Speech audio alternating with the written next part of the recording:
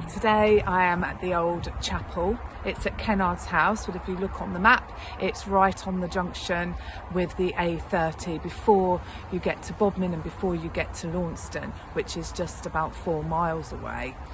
The property itself is quite quiet inside. There is some acoustic glass put in some of the windows so it does reduce the noise, and the property itself is very quaint. You have this little bit of garden here that I'm standing in.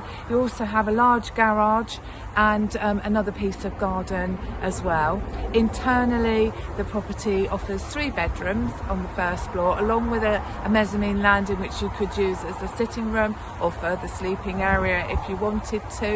And on the ground floor you've got a fitted kitchen, nice hallway and a comfortable living room. If you'd like to find out more after watching this video, then call the office.